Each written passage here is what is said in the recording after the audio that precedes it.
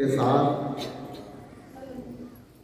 बिल्कुल भूखी प्यासी भगवान से यही प्रार्थना करती है कि मरने से पहले मैं चाहती हूं कि आपका एक बार दर्शन करके मरूं, क्योंकि मरना सबको है,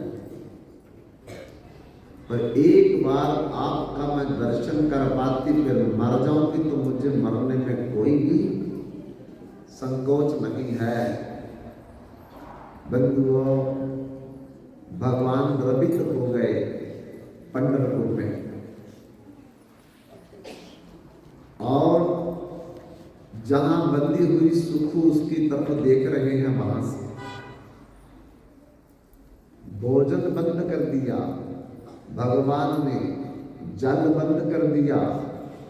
रुक्मणी ने पूछा क्या बात है, उदास दिखाई दे रहे हो? तो भगवान विठलनाथ ने कहा, देवी मेरी एक भक्ता सुखू भाई है, ससुराल में बहुत कष्ट पा रही है और अब तो हद हो गई। सासू मां, पति, ससुर लकड़ी के खंबे के साथ बांध करके अन्न जल ना दे करके रोज मारते। तो रुक्मणी ने कहा, कंस को मारने में तो आपको कोई संकोच नहीं आया था, रावण को मारने में तो कोई भी हाथ हिचकिचाए नहीं थे। हिरण्याक्ष, हिरण्यकश्यप, जरासंध, शिशुपाल, दंतवक्र, सबको तो आपने मारा। अपना सुदर्शन निकालो, सासू का भी सिर काट दो, ससुर का भी सिर काट दो, पति का भी सिर काट दो। यही से भगवान विठलनाथ कहने लगे कि रुक्मणी तुम तो ठीक कह रही हो, अगर मैं ऐसा चाहता तो अभी कब तक उनका सर धड़ से अलग कर दिया होता, पर सुखू ने कभी आज तक मुझे नहीं कहा कि इनको मार डालो। वो तो यही बोलती है इनकी बुद्धि बदल दो, इनको सद्बुद्धि दो। अब मेरी भक्ता जब मुझे ये कह रही है तो फिर उसके विपरीत जाकर के मैं उनको मार नहीं सकता। तो क्या करना चाहते हो? मुझे सुखू बन करके जाना पड़ेगा। कब आओगे वापस? ये मैं बोल नहीं सकता कि कितने दिन लग सकते हैं, पर तुम्हें मेरा विजोग सहना पड़ेगा जब तक मैं वापस ना आ जाऊं। बंधुओं, रुक्मणी को दिलासा देकर के भगवान पंडरीनाथ विठलनाथ कन्हार गांव में सुखू भाई के ससुराल में उसकी सहेली का रूप बना करके आधी रात को आए उसके पास। एक सुखू भाई की ससुराल में सहेली थी कमला देवी। कभी कभी जब वो सुखू कृष्णा नदी में जल भरना चाहती थी तो वहीं पर मिलती थी, लेकिन घर आने की उसको इजाजत नहीं थी। आज भगवान ने वही कमला देवी उसकी सहेली बन करके रात के 2:30 बजे दीवार को फांद करके सुखू के पास आए। सुखू ने आंखें खोली, कौन? तेरी सहेली कमला देवी। तू आधी रात को 2:30 बजे दीवार पार करके कैसे आई हो? उसको ये नहीं पता कि ये साक्षात भगवान आए हुए हैं, और भगवान के लिए दीवार तो क्या, पहाड़ तो क्या, दूसरों को भी वो पहाड़ों को पार करवा देते हैं, भी संसार से निकाल देते हैं। बंधुओं, भगवान ने कहा, चिंता न करो मेरी, मैं किसी प्रकार से निकल करके आई हूँ। आज कितने दिन हो गए तेरे को भूखे प्यासे, मैं देख नहीं पा रही हूँ, पहले तुम कुछ खाओ।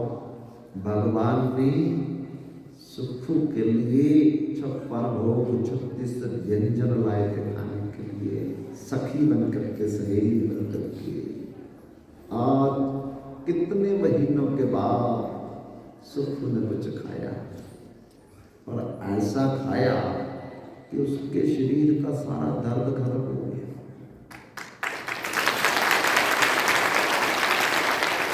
उसके मुख की स्वेलिंग खत्म हो गई, सूजन खत्म हो गई, हाथों की सूजन खत्म हो गई, पाँव की, तंदुरुस्त उसे लगे कि मैं बिल्कुल ठीक हूँ। कहती तेरी कोई इच्छा है? सहेली, एक इच्छा है, मरने से पहले एक बार अपने भगवान विठलदास और रुक्मणी की दर्शन करना चाहते हैं। तो ऐसा कर, मैं तेरे को खोल देती हूँ और कुछ दूरी तक मैं तुझे छोड़ देती हूँ, तू फिर पंढरपुर चली जा। ऐसे तो तेरे ससुराल वाले तेरे मरने तक भी तुम्हें पंढरपुर जाने की इजाजत नहीं देंगे, पर अभी तेरे पास मौका है, क्योंकि मैं तुम्हें खोल करके छोड़ सकती हूँ। सुख ने कहा बड़ी कृपा हो गई, खोल दे बहन, मेरे को थोड़ा आगे भी छोड़ा, तेरा एहसान मैं जीवन भर के लिए कभी नहीं भूलूंगी। बंधुओं, देखते देखते भगवान ने सहेली का रूप बना करके सुख को खोल दिया, और खोल करके जैसे दरवाजे के पार खुद आए थे, ऐसे सुख को भी दरवाजे के पार कर दिया। क्योंकि भगवान के लिए तो अकर तुम कर तुम अन्यथा कर तुम, जो समर्थवान सा ऐब ईश्वरा। जब जन्म लेते ही वसुदेव छत पर चढ़ा करके भगवान को लेने लगे, हथकड़ियां खुल गई, जंजीरें टूट गई, दरवाजे खुल गए, पहरेदार सो गए। अब वही भगवान सुखू को छोड़ने जा रहे हैं, तो भला सासू की इतनी गहरी नींद की खराटे मार दी। ससुर जी को कुछ पता नहीं चला, पति को कुछ पता नहीं चला, कब कोई आया, कब किसने खिलाया, कब किसने खोला, कब कोई चला गया। भगवान ने कमला देवी सहेली का रूप बना करके बड़े प्यार से उसकी कलाई पकड़ करके पंढरपुर तक छोड़ दिया और कहा अब तुम जाओ, ज्यादा दूर नहीं है, क्योंकि मेरे ससुराल वाले भी जग न जाएं, मैंने भी अपने ससुराल में वापस जाना है। सुख ने उसके चरण पकड़ लिए, बहन जिंदगी में ये एहसान मैं कभी नहीं आपका भूलूंगी कि आपने मुझे भगवान के दर्शन के लिए वहां से खोल करके यहाँ छोड़ा है। बंधुओं, भगवान सहेली का रूप बना करके वापस चले आए, सुखु आगे चली गई। और जब भगवान आए तो फिर सहेली का रूप ने सुखु का रूप बना लिया भगवान ने।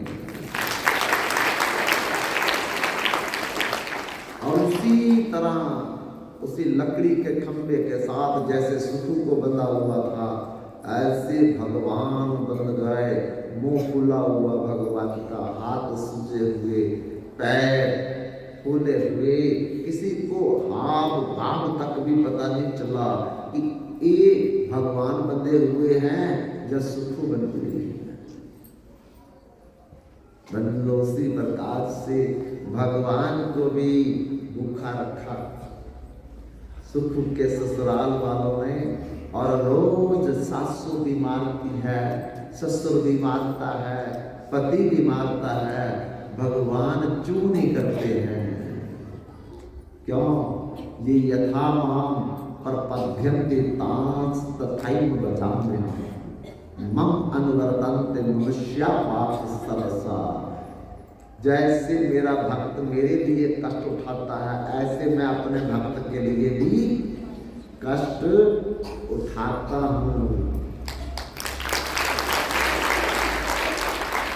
तेल छिटके लगा करके सखू समझ करके भगवान की पिटाई हो रही है।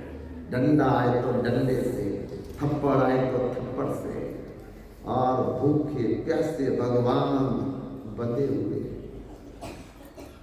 बंधुओं, एक दिन किसी गांव वाले आदमी ने सुखू के ससुर से कहा, भाई तुमने अपने बहू को इतने दिन बांध रखा है, खाना पीना बंद कर रखा, अगर वो मर गई तुम सबको जेल में जाकर के चक्की पीसनी पड़ेगी। कहते हैं हाँ मैं सच कहता हूं, अगर वो मर गई पूरे परिवार को जेल में जाना पड़ेगा और जीवन भर के लिए तुमको चक्की पीसनी पड़ेगी, इसलिए छोड़ दो उसको। तब डर के कारण ससुर ने आकर के अपनी पत्नी सुख की सासू माँ से कहा है, पति से कहा है। अब तीनों ने मिलकर के भगवान सुख के रूप में जो बंधे हुए थे अब खोल दिया है और खोल करके कहा है, चल रसोई घर के बर्तन साफ कर, चल रसोई बना, झाड़ू लगा, पोछा लगा, चक्की चला, उखल में धान पीट, चली जा कृष्णा नदी में जाकर के जल भर के लिया। भगवान उसी प्रकार से उनकी बहू बन करके जल भी ला रहे हैं, झाड़ू पकड़ करके आंगन भी साफ कर रहे हैं, ऊंचा लेकर के बर्तन भी धो रहे हैं, साबुन लेकर के बस्तर भी साफ कर रहे हैं। लेकिन किसी को कोई भी कानों तक खबर नहीं है कि ये सुखू नहीं, ये तो भगवान है। लेकिन जब भगवान काम करेंगे तो उसमें भला कौन सी कमी रह जाएगी। अब सासू माँ भी बड़ी परेशान हो गई कि हमारी सुखू जब से हमने इनको बांध से खोला है, बड़ी अच्छी रसोई बनाती है, उंगलियां चाटनी पड़ती है, बड़े अच्छे बस्तर साफ करती है, बिल्कुल गंदगी नहीं रहने देती। अरे हमारा घर तो बिल्कुल साफ सुथरा दिखाई देता है, पानी का जब ये घड़ा लाती है तो जल में सुगंध आती है, क्योंकि वो भगवान करते थे। अब उनकी बहुत सुखू नहीं बनती थी। बस अब सास भी खुश हो गई, ससुर भी खुश हो गया, पति भी बाहर जाकर के बोलता है, मेरी पत्नी जब से बंधी थी और तब से हमने जब खोला तो घर का काम बहुत अच्छा, बस्तर साफ, बर्तन साफ, आंगन साफ, सारा झाड़ू पोछा लगा करके एकदम साफ सुथरा बना देती है। जहाँ सुखू को मारा जाता था, जहाँ सुखू को बांधा जाता था, जहाँ सुखू को खाने पीने के लिए नहीं दिया जाता था, अब वही सुखू की गांव में वो तारीफ कर रहे हैं। क्यों? क्योंकि अब भगवान सुखू बन करके उनके घर में बहू का काम कर। लेकिन बंधुओं दूसरी तरफ सुखू पंढरपुर पहुंच गई है और पंढरपुर पहुंच करके लाइन में लग गई कि मैं भगवान पंढरीनाथ के दर्शन कर लूं शरीर छोड़ने से पहले। बंधुओं जब सुखू का नंबर आया तो भगवान को देख देख करके आदर और आंसू अपनी आंखों से गिरा रही है।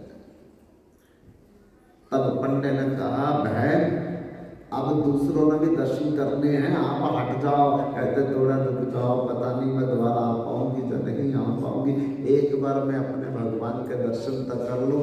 आविर्ल नेत्रों से वो अटिक लगा करके भगवान को देख रही।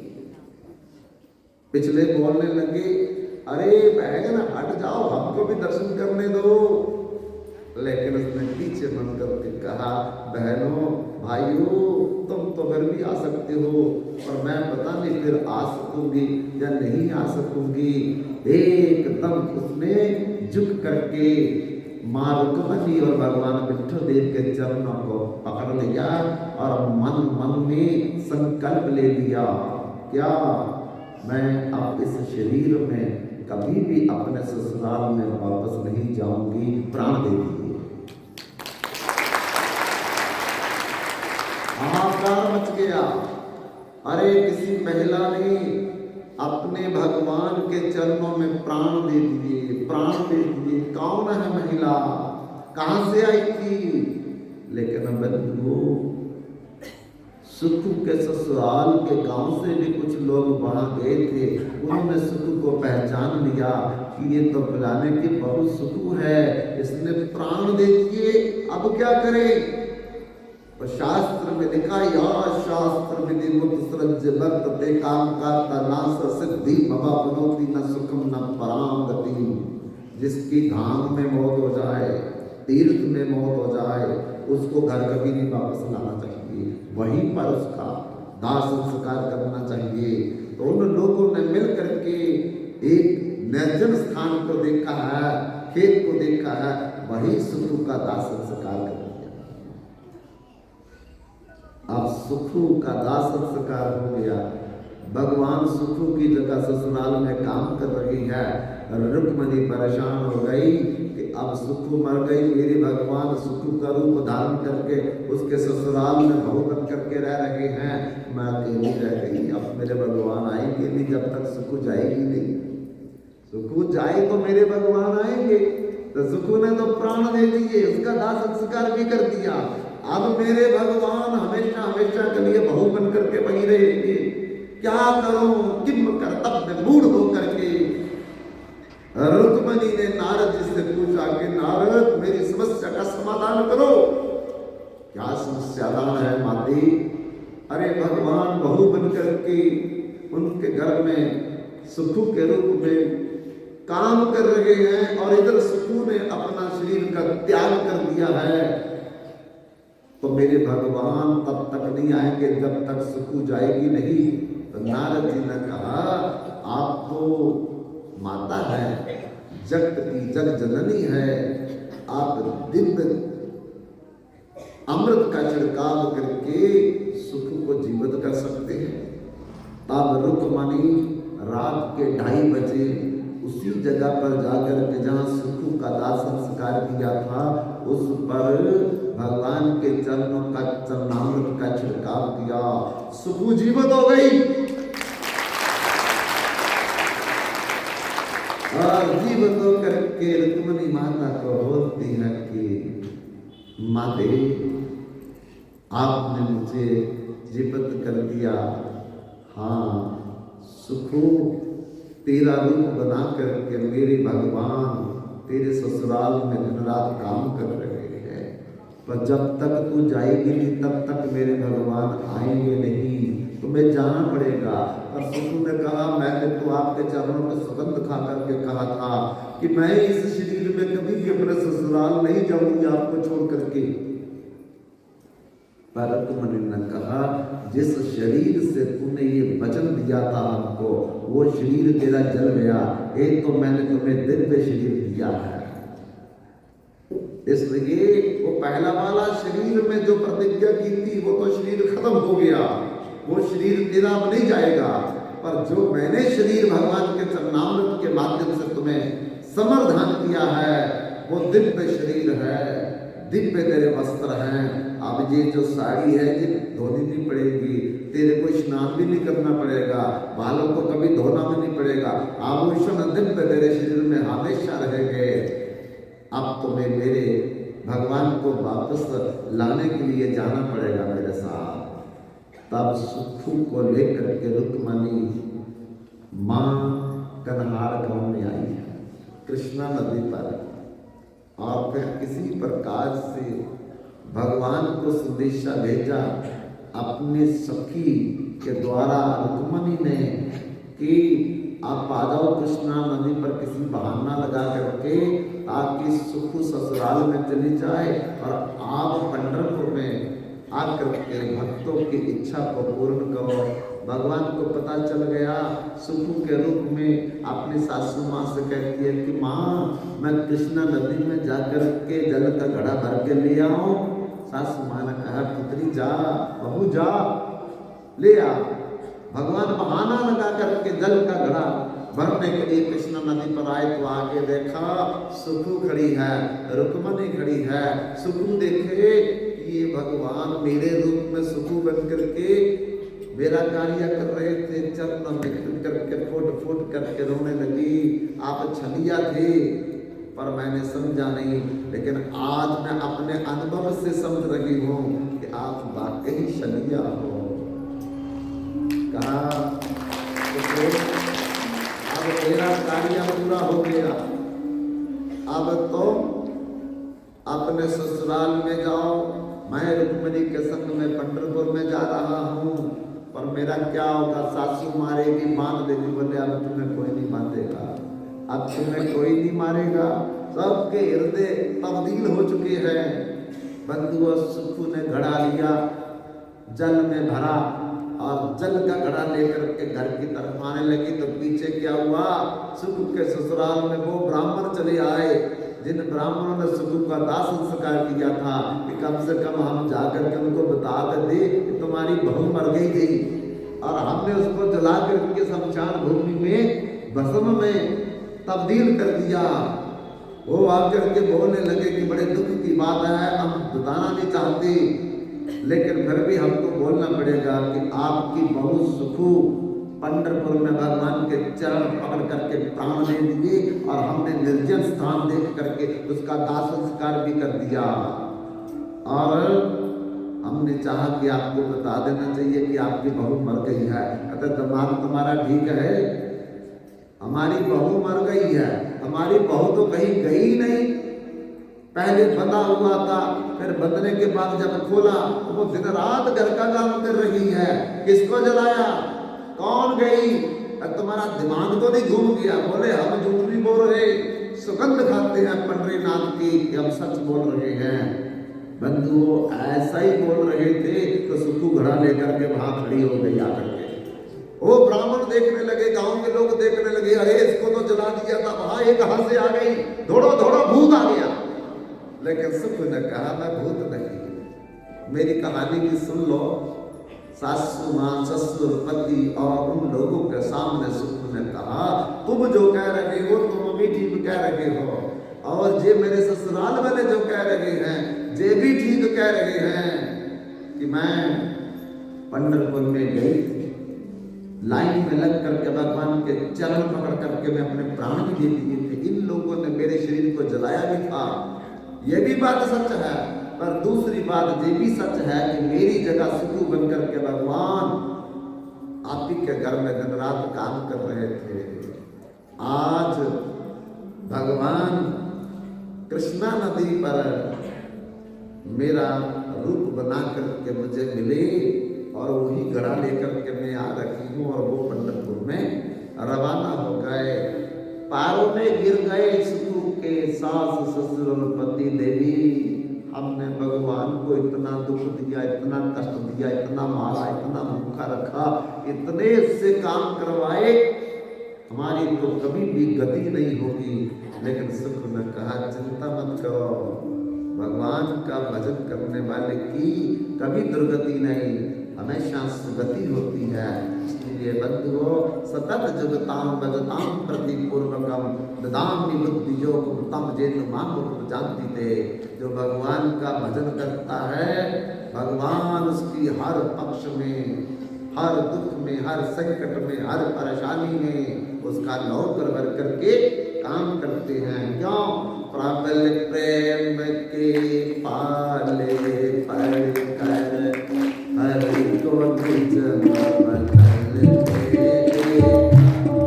अपना मान भले टल जाए, अपना मान भले टल जाए, अपना मान न टल